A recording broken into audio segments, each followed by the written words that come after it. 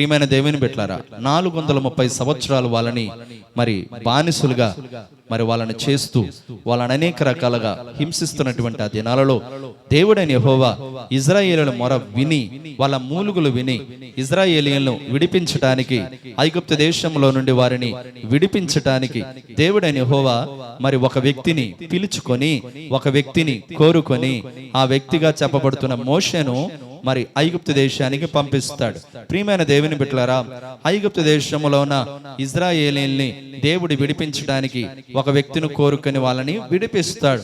అనేక రకాల తెగుళ్ళ చేత, 10 తెగుళ్ళ చేత ఇశ్రాయేలీయులను సంరక్షించి, ఇశ్రాయేలీయులను కాపాడి మరి పాలు తేనెలు ప్రవహించే కానాను దేశానికి దేవుడు ఇప్పుడు వాళ్ళని నడిపిస్తున్నాడు. చూడండి నా ప్రియ దేవుని బిడ్డలారా, కొన్ని లక్షల మంది ఇశ్రాయేలీయుల జనాంగం వారి బానిస బ్రతుకుల నుండి విడిపించబడి 430 సంవత్సరాలు బానిసలుగా బ్రతికిన వారు ఇప్పుడు ఐగుప్తు దేశం నుండి వాళ్ళు బయటకు వచ్చారు.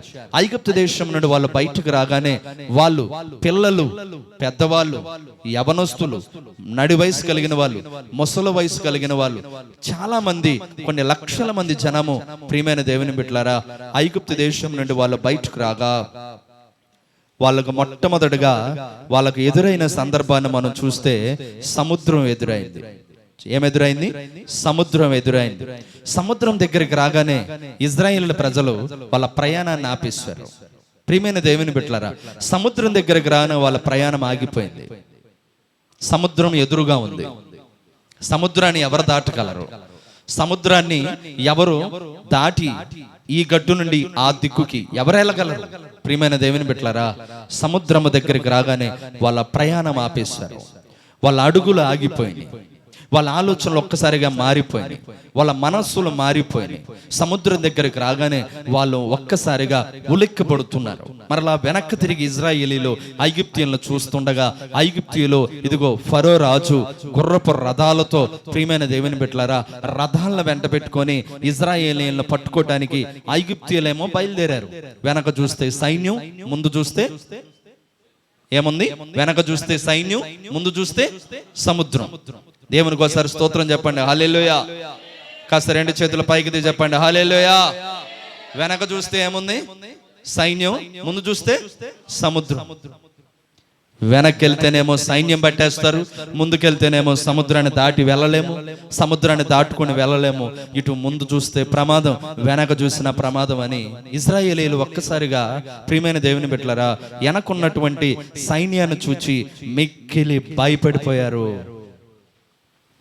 ఫరో రాజు అనుకుంటున్నాడు, సైనికులు అనుకుంటున్నారు, ఖచ్చితంగా వీళ్ళు మా చేతికి చిక్కుతారు.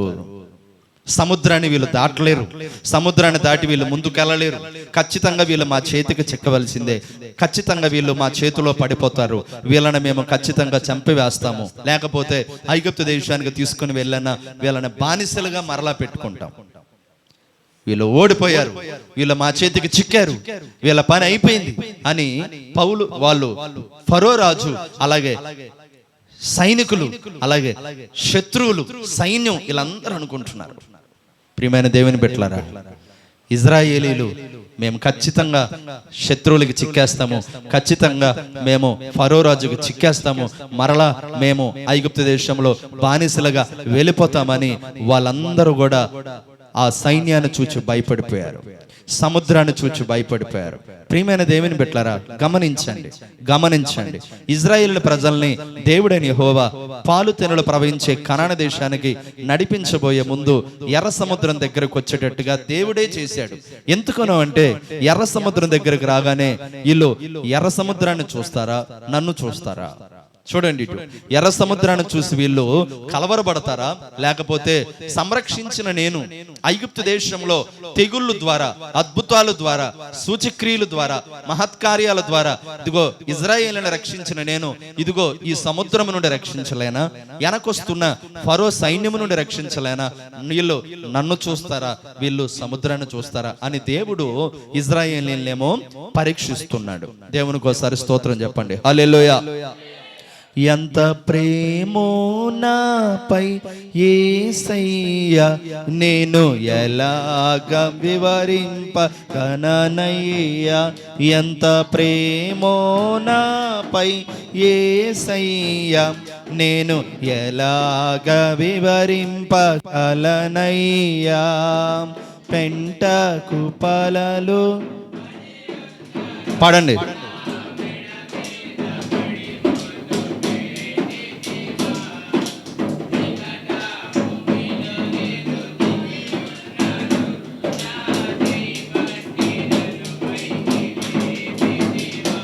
ఎంత ప్రేమో నాపై,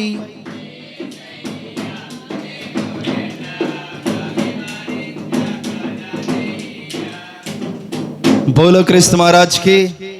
కాస్త రెండు చేతుల పైకి స్తోత్రం చెప్పండి. హల్లెలూయా, హల్లెలూయా. ఇజ్రాయేలీలు ఐగుప్తు దేశం నుండి బయలుదేరి రాగా వాళ్ళకి ఎదురుగా ఏముందండి? చెప్పండి చెప్పండి చెప్పండి. సముద్రం. వెనకేమో సైన్యం. సముద్రాన్ని చూసి, సైన్యాన్ని చూసి వీళ్ళు ఏమైపోతున్నారు? చెప్పండి చెప్పండి చెప్పండి. నా వైపు చూడండి. ఏమవుతున్నారు? భయపడుతున్నారు. ఏమవుతున్నారు? భయపడుతున్నారు. మిక్కిలుగా భయపడిపోయారు. ప్రియమైన దేవుని బిడ్డలారా, వాళ్ళల్లో ఉన్న ధైర్యం సముద్రాన్ని చూడగా పోయింది. వాళ్ళల్లో ఉన్న ధైర్యం సైన్యాన్ని చూడగా పోయింది. మొట్టమొదటిగా ఈ రోజున ఈ వాక్యం ఆలకిస్తున్న నా ప్రియ దేవుని బిడ్డలారా, అపవాది సాతానుడు విశ్వాస యాత్రలో, ఆత్మీయ యాత్రలో వెళ్తున్నటువంటి మన జీవితాలలో